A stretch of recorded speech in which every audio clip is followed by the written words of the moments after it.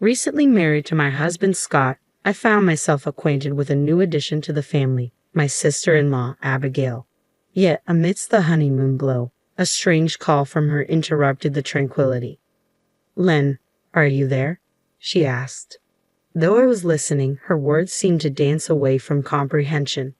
"Okay, one more time," I requested. "Your cruiser crashed into an iceberg." "Yep, that's the gist," Abigail confirmed, her tone teasingly light. Perplexed, I attempted to untangle this bizarre tale. Firstly, I didn't own a cruiser. Secondly, what iceberg? We resided in Los Angeles, a far cry from Arctic or Antarctic waters. Abigail, bless her unconventional soul, often found herself in peculiar situations. Was she confused or merely pulling my leg? I'm still not following.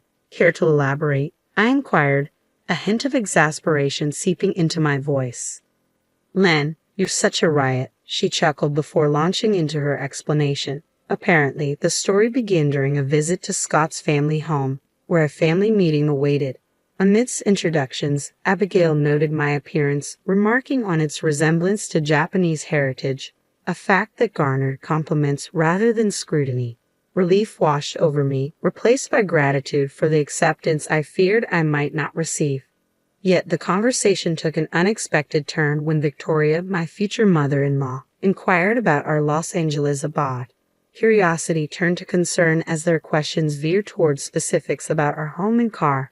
Despite my reservations, the prospect of bonding with Scott's family prevailed, leading me to brush aside the unease lingering beneath their inquiries. I finally arrived, navigating through their inquiries about my relatives' homes in Los Angeles. I casually mentioned the house with a pool and my uncle's riverside abode, unwittingly sparking laughter from Victoria and her clique. It dawned on me then, their malicious amusement unveiled their intentions, exploiting my connections for a West Coast getaway. The realization struck hard they were poised to take full advantage of my familial ties. Yet voicing my concerns felt precarious. Complaining might risk their acceptance of our newly minted marriage, so I opted to endure, rationalizing that the trick wasn't imminent. By the time it materialized, I reasoned we'd be in a better position for a candid conversation. So, for the time being, I avoided broaching the subject. Despite my efforts to keep distance, Abigail persisted, escalating her contact frequency. Initially, it was manageable, a weekly check-in or a casual decline, but soon, it morphed into a relentless barrage. Excuses became my refuge. Work commitments, driving, anything to deter the incessant reach-outs. With our marriage paperwork filed, Abigail's persistence reached new heights. Despite attempts at accommodation, her demands became overwhelming. And yet, here she was again, calling at 8:00 p.m. with an invitation to hang out. "I have work tomorrow, sorry, I can't make it," I explained to Abigail, whose free time seemed boundless compared to my own. With a high school diploma and a part-time job, she likely had more flexibility, but as a full-time employee with weekday commitments, my schedule didn't afford such luxuries.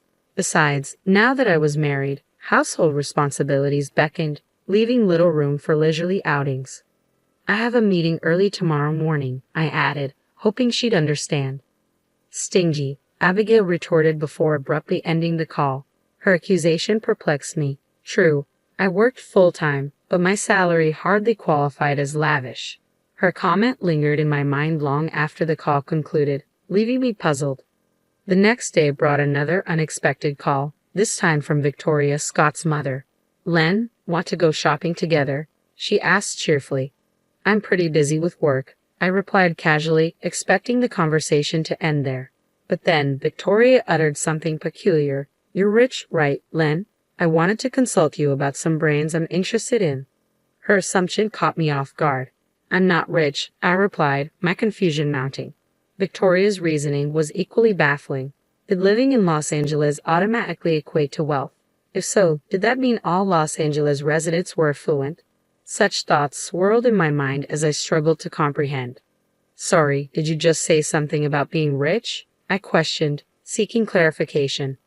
Victoria seemed unfazed by my query. "Aha, yes I did. What about it?" she replied casually, as if it were the most natural thing in the world. "I'm not rich," I reiterated, feeling the need to clarify, but Victoria's response only deepened my bewilderment. But he lived in a house with a pool, she pointed out, as though it were an indicator of vast wealth. Her words left me speechless. As I sighed in exasperation, Victoria seemed to realize her mistake. Sorry, it was just a misunderstanding, she apologized, though her assumption still hung heavily in the air. With those words, Victoria abruptly ended the call, leaving me utterly puzzled. What was that all about? No matter how much I mulled it over, the answer remained elusive. Seeking clarity, I confided in Scott, who took it upon himself to confront Victoria and Abigail on my behalf. According to Scott, here's what had transpired. Upon learning that I resided in Los Angeles, particularly in a house with a pool, Victoria and Abigail jumped to a conclusion. Beverly Hills. In their minds, Beverly Hills equated to wealth, and by extension, so did I. While it wasn't unreasonable to associate affluence with Beverly Hills, their assumption was flawed. I lived in Los Angeles, not Beverly Hills. Yet they clung to their belief, probing me with questions about my home. Though I found their inquiries odd, I couldn't bring myself to fabricate a falsehood, unwittingly feeding into their misconceptions. While a house with a pool might be commonplace in California, it was almost unheard of in Birmingham, where I hailed from. It seemed Victoria and her entourage had misunderstood, thinking I was wealthy. Perhaps they saw my marriage as an opportunity to reap monetary benefits. Their frequent contact aimed to solidify this bond, hoping for some advantageous outcome. Eventually, Scott intervened, clarifying the misunderstanding. However, Victoria and her cohorts seemed disgruntled by the revelation. Perhaps they harbored visions of luxurious trips and nightly revelries, only to have their hopes dashed. Despite their disappointment, it was a relief that the misunderstanding had been cleared up. Sometime later, the dust settled and the incident faded into memory. When I broached the topic of wedding plans with Victoria's family, I couldn't help but wonder how they'd react if the misunderstanding persisted. Victoria surprised me, though, expressing concern about the wedding's extravagance. "What kind of wedding are you planning? You're not going for something too extravagant, right?" she asked, her tone cautious. Agreeing with her sentiment, I suggested a small, intimate affair with only close family, a notion she seemed to appreciate. Her concern was a welcome contrast, but Abigail remained somewhat aloof, casting doubt on our relationship. Her lack of participation in the wedding discussions was disappointing, yet our plans pressed forward nonetheless. A year later, our wedding day arrived, and despite some logistical challenges, it turned out to be a beautiful occasion. My parents made it from Birmingham in time for the ceremony, though my grandparents from Los Angeles couldn't attend due to travel constraints. Instead, my Uncle Taylor, my mother's brother, stepped in, promising to capture the day through photographs for them. In the quiet moments before the ceremony, Taylor paid me a visit. He shared news about his company, which dealt with boat rentals, particularly cruisers and pleasure boats popular among young Americans. Proudly displaying a photo of a luxurious cruiser, Taylor revealed its staggering price tag, $3 million, his hearing impairment causing him to misinterpret my awe. As I marveled at the generosity, he unveiled another surprise, a picture of a pleasure boat, a wedding present for me. According to Taylor, his company had set it aside for my use whenever I visited his riverside home. Grateful, I thanked him sincerely. However, our private moment was interrupted by Abigail's sudden entrance. Her sly smile hinted at her eavesdropping outside the dressing room. Realizing she had overheard, I hesitated, knowing she'd likely insist on joining any boat excursions. Reluctantly, I acknowledged her presence, bracing myself for her inevitable inquiries about the newfound gift.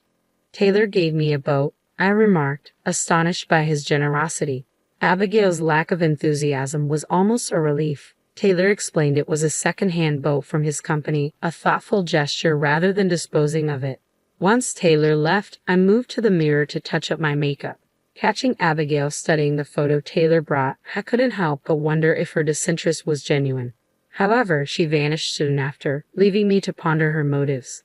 During our journey home, Victoria broached the topic of informing my grandparents about the marriage. Assuring her I had already done so, she suggested a visit, hinting at a family trip to the West Coast.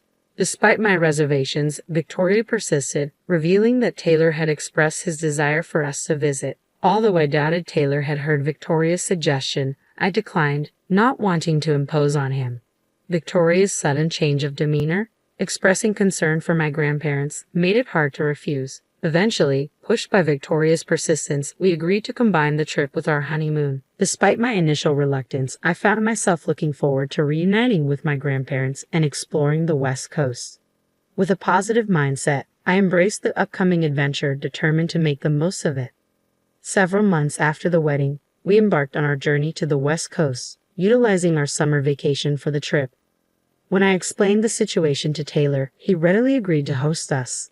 So, with Scott, Victoria, Abigail, and myself, we headed to Taylor's house in Los Angeles. Unfortunately, my father-in-law couldn't join us due to work commitments. Nevertheless, it marked our first family trip since tying the knot, and I was eager to use this opportunity to strengthen our bonds. Upon arrival, we spent the day joyfully reuniting with my grandparents and introducing Scott to them. I also introduced Victoria and Abigail, and we all enjoyed a family gathering. Abigail's natural cheerfulness quickly endeared her to Taylor's family, and even Victoria seemed to be having a good time. It felt like we were taking a step closer to becoming a real family. The following day, my brother Kevin, who lived alone in San Francisco, came to visit. As we conversed, I realized Victoria and Abigail were nowhere to be found. Scott, who was helping my aunt, hadn't seen them either. Just as I began to worry, I received a call from Abigail. "Hey, Len," she exclaimed, bursting into laughter. "Where are you?" I asked, puzzled by her joviality. "It's a secret," she teased. "I just wanted to tell you something." "What?" I prompted, my curiosity piqued. "Your cruiser," she began mischievously. "I deliberately crashed it into an iceberg and sank it," Abigail confessed with uproarious laughter over the phone. That was the extent of her explanation. Trying to piece it together, I recalled something from the wedding day. Taylor had gifted me a pleasure boat. Abigail, eavesdropping on our conversation, might have mistaken it for the cruiser she mentioned. "Wait, if it's my boat, it's at my house," I clarified, recalling the pleasure boat at Taylor's. But Abigail was adamant, insisting she saw my cruiser sink before her. Confusion clouded the conversation as I reiterated, "I don't own a cruiser." Her persistence waned as she struggled to grasp the distinction between a pleasure boat and a cruiser. Realization dawned. The cruiser she mentioned belonged to Taylor. Just then, Taylor's frantic voice pierced through the phone, confirming my suspicion. Panicked, I urged Abigail not to move. In Los Angeles, seeking a boat and fleeing was no trivial matter. As Abigail's sobs reached my ears, I realized the gravity of the situation. "Mom, help me," she pleaded desperately to Victoria, her voice trembling with fear. "I don't know, Abigail. You did it on your own. Help me." Taylor and Abigail seemed to pass blame back and forth. As long as they stayed put, I felt relieved. Hastily, I contacted Scott and made my way to the marina where Taylor's cruiser was docked. The marina was only a few minutes' drive away, but upon arrival, I found several police officers already on the scene. In a state of shock, Taylor recounted the events.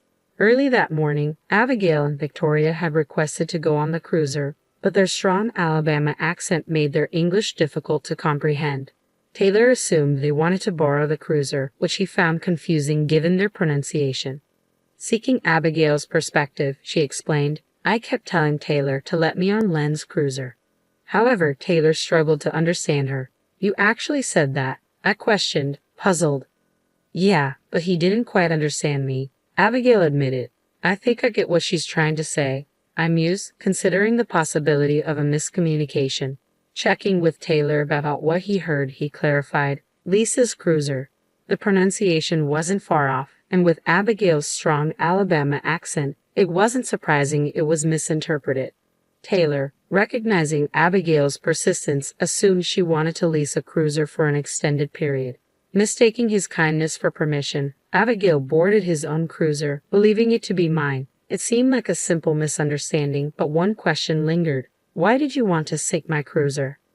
Abigail's motive became clear. She believed I was hiding my wealth and sought revenge for what she perceived as a lie. While sinking a cruiser seemed extreme, it stemmed from her sense of betrayal. Still, questions lingered, and I confronted her about operating the cruiser without a license.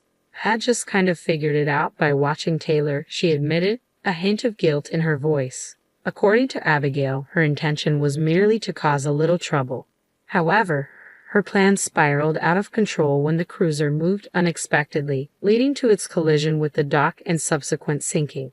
Faced with a dire situation, she panicked and failed to call the police. Instead, she concocted a ludicrous story about hitting an iceberg, hoping to elicit a panicked response from me. Abigail's flawed reasoning stemmed from a Hollywood movie depicting a ship sinking after hitting an iceberg. Believing Hollywood filmed in Los Angeles due to nearby icebergs, she assumed their existence in the area. It was a bizarre and whimsical chain of events, but her intention was clear: to make me worry and rush to her aid. Scott scolded both Abigail and Victoria, and the matter was settled with repairs paid for by us. Despite Abigail's protests about her new job at a river cleaning company, it was a consequence of her actions. Meanwhile, Victoria's decision to work for Abigail's sake resulted in fewer contacts from her end. While I aimed to mend our relationships, it was essential for them to understand the consequences of their actions.